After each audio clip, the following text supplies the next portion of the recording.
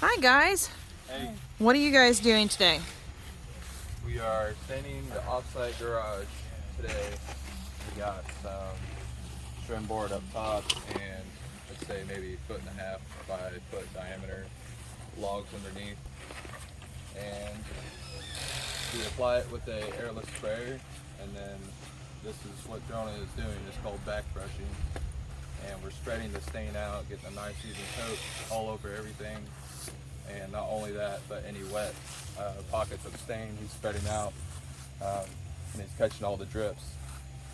So spreading all the stain out once we apply it with the sprayer, and it gets a nice even coat all over the entire wall, keeping everything nice and dry, no drips. So another term for it is called babysitting. It's a good way to ensure you're not going to have any droops or sags on your wall, all in all.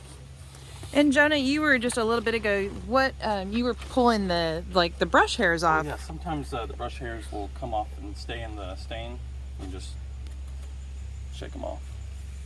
Okay. And is it important to make sure those hairs are removed? Yeah, we don't want anything on the stain Okay. when it's drying. All right, guys. Thanks so much.